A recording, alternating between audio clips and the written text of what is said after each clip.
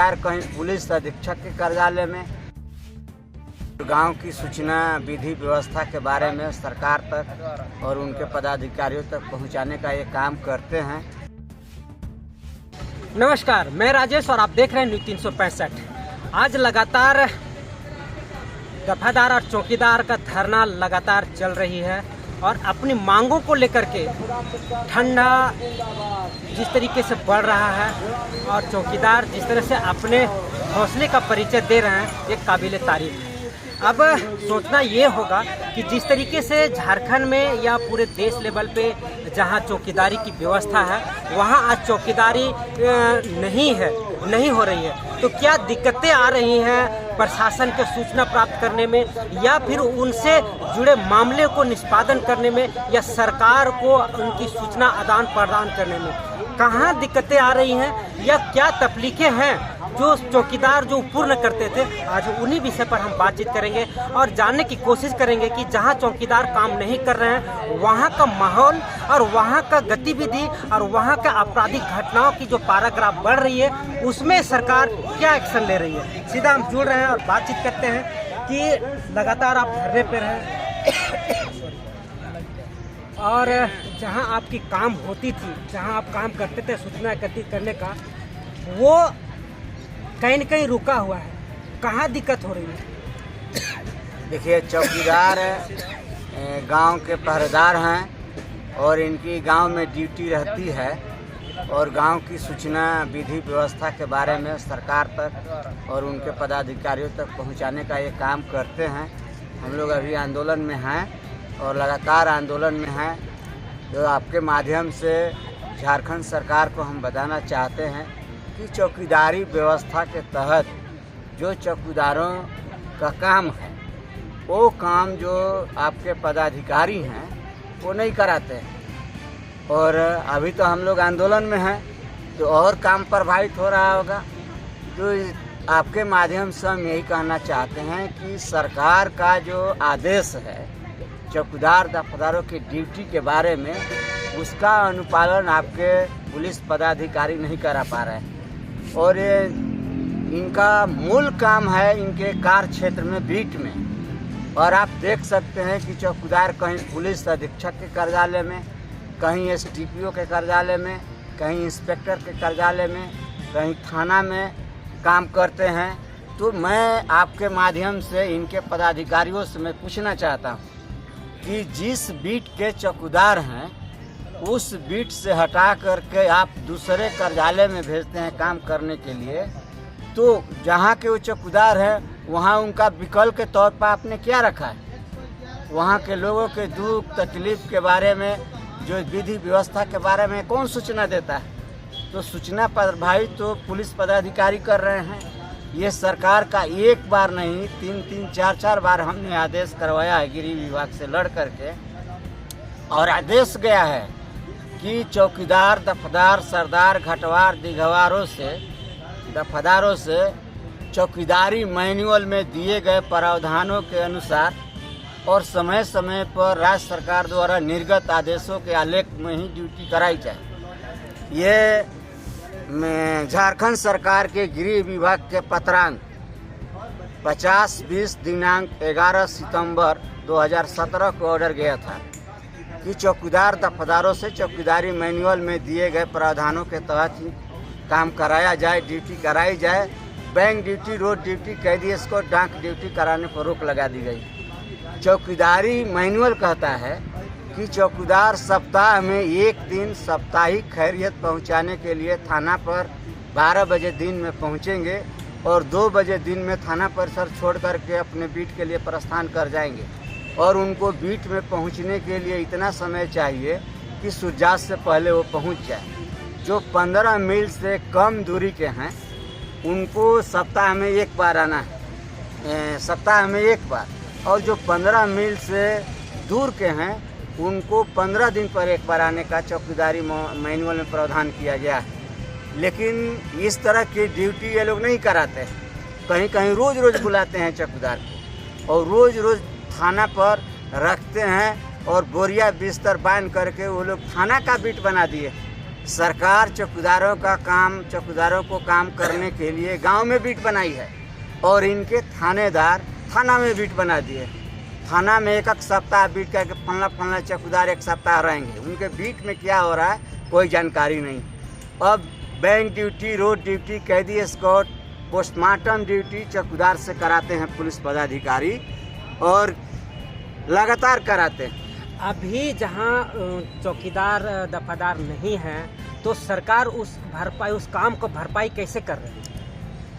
वो काम प्रभावित हो रहा है। जहाँ चौकीदार नहीं है वहाँ का काम प्रभावित हो रहा है।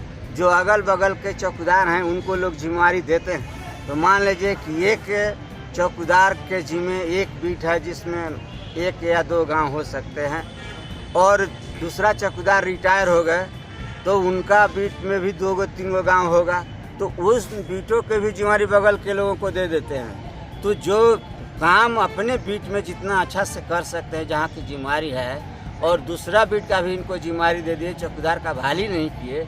जो सेवा विमुख चौकीदार हैं, योजी चौकीदार हैं, वो तो बीट खाली हो गया, तो उस बीट पर इन लोगों को आप बहाल नहीं कर रहे हैं तो वहाँ का काम तो प्रभावित होगा, करने वाला कोई नहीं। तो अतिरिक्त प्रभार मतलब अधिक काम का बोझ बढ़ रहा है। बिल्कुल, काम का बोझ बढ़ रहा है चौकीदार लोगों पर और इसका सीधा विधि व्यवस्था पर असर पड़ता है। तो जैसे आप लगातार ये धरना पर बैठे हुए हैं और अपनी उनकी मांग ज्वाइनिंग का मांग कर रहे हैं और जो अभी नई वैकेंसी जो निकली है उसका विरोध कर सरकार का काम बाधित हो रहा है, तो इसका भरपाई के लिए जो काम पहले से कार्यरत थे उन्हें शामिल करने में क्या दिक्कतें आ रही हैं? जो पहले से काम करते आ रहे हैं वो तो काम कर रहे हैं, जिनको आप हटा दिए हैं और जिनको बहाल नहीं किए हैं, एक बार मौका नहीं दिए, उनको मौका दे करके जो खाली बीट है उसको भरिए और जहां एक बीट है उसमें नया बीट बनाने का प्रावधान आपके नियमावली में है तो वहां बीट सृजित कर उसकी भरपाई करिए। अभी कड़ाके की ठंड है और चौकीदार भी कड़ाके की ठंड से लड़ते हुए सूचनाएं एकत्रित करती हैं जो उनका काम जोखिम भरा होता है। आप भी यहाँ भी जोखिम भरा है, जो ठंड में कितने लोग का तबीयत खराब हो जाता है या आपका यहाँ हो भी चुका है।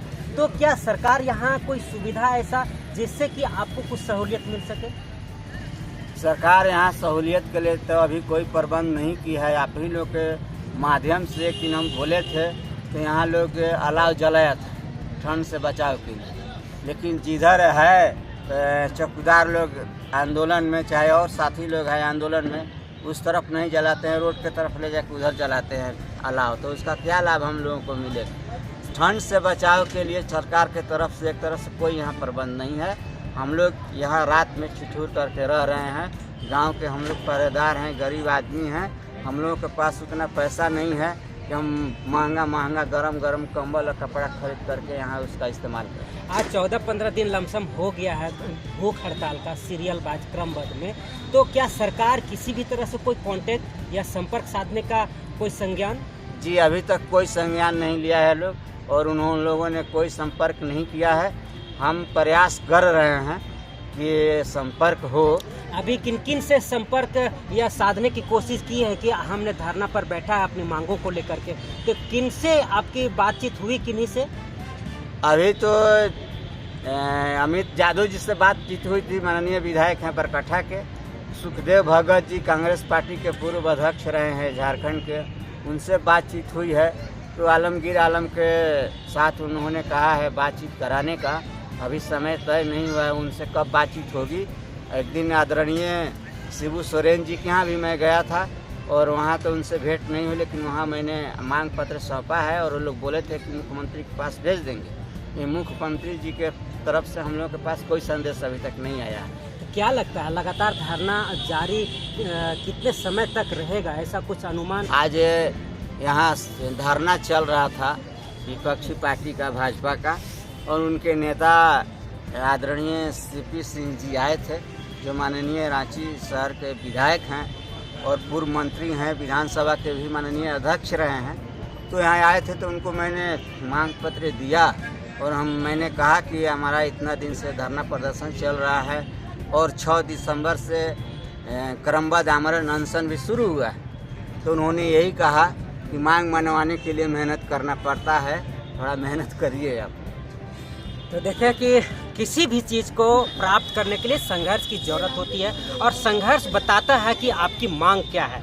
अब लगातार क्रमबद्ध में भूख हड़ताल चल रही है, आमरण अनशन। जब तक कि मांगे पूरी नहीं होती है तब तक इनका भूख हड़ताल चलता रहेगा क्रमबद्ध में। इसी क्रम में आज हम उनसे मुलाकात कराते हैं जो आज भूख हड़ताल पर बैठे हुए हैं और हम बातचीत करेंगे उनसे और पूछने की कोशिश करते हैं कि आखिर क्या मामला है। तो जो अभी क्रमबद्ध में भूख हड़ताल में है, आमरण अनशन में, आज 5वां सीरियल नंबर में पहुंचे हुए हैं और उन्हीं से हम बातचीत करेंगे कि इस तरीके से जो धरने पर बैठे हुए हैं भूख हड़ताल पर, सरकार पर किसी तरह से कोई असर नहीं पड़ रहा है आपकी मांगों को लेकर, या आपको सूचना भी शायद नहीं है मुख्यमंत्री को कि यहाँ पर हमारे चौकीदार वफादार धरने पर बैठे हुए हैं जो सूचना एकत्रित करने का महत्वपूर्ण भूमिका अदा करते हैं और उनके चलते हमारा जो प्रशासनिक डिपार्टमेंट है अच्छे से अच्छे और जितने भी तरह के खराब से खराब सूचनाएं एकत्रित होती है उनसे सफलता मिलती है प्रशासन को आपराधिक घटनाओं को कम करने में या उनको नियंत्रण करने में।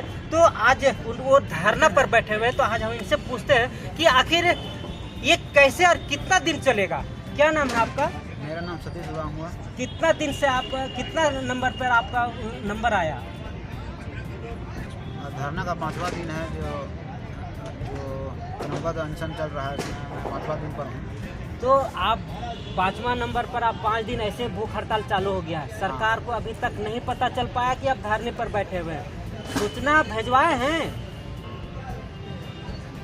विजिलेंस की टीम तो यहाँ आते रहते हैं लेकिन इस तरह से हम सूचना तो कभी नहीं भिजवाए हैं। अरे उसका तो काम है आना जाना, उप मुख्यमंत्री या प्रशासन से थोड़ी ना मिलता है। आप अपना जो धरना दिए हुए हैं कि हम अपनी मांग को लेकर के धरना पर बैठे हुए हैं, इसका जानकारी मुख्यमंत्री तक पहुंचाए? अभी तो लगता है उनको नहीं है। तो ऐसे कैसे फिर बैठल रहिएगा तो कैसे चलेगा पता? इसके लिए आंदोलन को तेज करना होगा। क्या करेंगे? अभी तो भूख हड़ताल पर बैठ गए।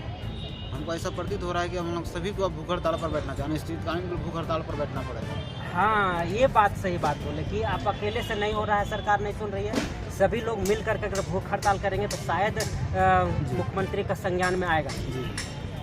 देखिए, तो इनका कहना है कि जब हम अकेले धरना पर बैठे हुए हैं और भूख हड़ताल पर बैठे हुए हैं तो मुख्यमंत्री या हेमंत सरकार या झारखंड सरकार किसी भी तरह से संज्ञान नहीं ले रही है। अब हमारी आंदोलन उग्र होगी और जितने भी झारखंड में चौकीदार और दफादार हैं अपनी मांगों को लेकर के उग्र आंदोलन करेंगे और भूख हड़ताल आमरण अनशन पर बैठेंगे। सभी के साथ लगातार बने रहें न्यूज़ 365 राजेश के साथ।